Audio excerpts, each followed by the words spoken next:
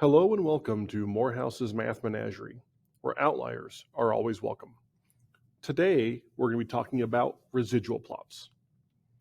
You will recall from a previous video that we have some data regarding 40-yard sprint times and long jump distance.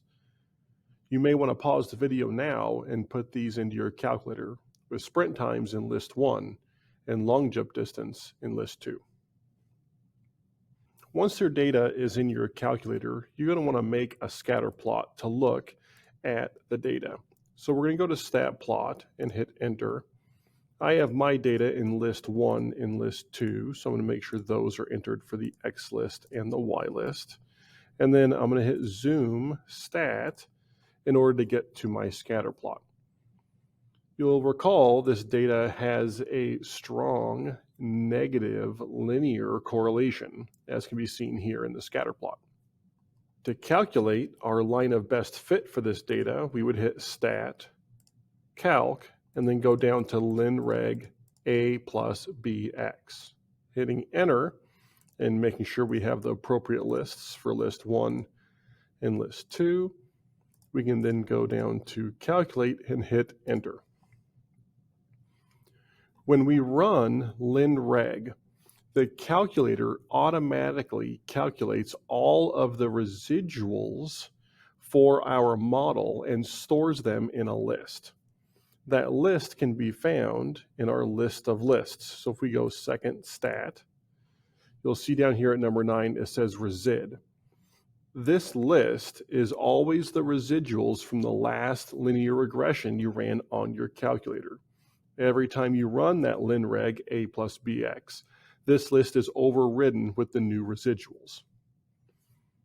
One thing we can do is we can look at a scatter plot where the x-axis is our explanatory variable, that would be sprint time, and our y-list is the residuals. So we can go down to y-list, go and find that residuals list, hit enter, and then go zoom 9. You will note here that the scatter plot looks different than our original. That's because now, instead of the y values being jumping distance, they are the residuals for each of our data values. What we want in a residual plot is randomness. If our linear model is appropriate and good, then the residuals or the errors in our model should be randomly above and below the line. You can see here that we have a good scattering above and a good scattering below. Now let's look at a few other examples of scatter plots and what the residual plot would look like. Here we have a nice linear pattern on our scatter plot on the left. You can imagine a line of best fit kind of running right through the middle of all those dots. The corresponding residual plot for this data shows a random pattern above and below the line. So here, a linear model is appropriate.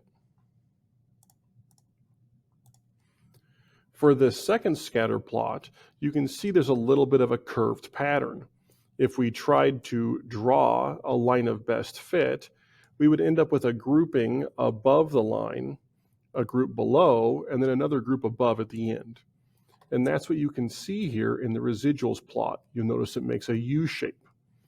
When the residual plot makes a U shape, that tells us that the linear model that we've calculated is not appropriate, and we should not use linear regression to analyze this data.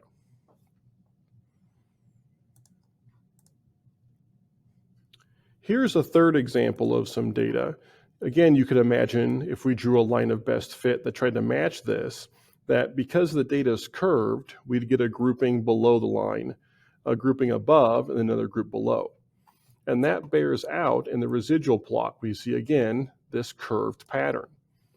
That tells us that our linear model is not appropriate for this data.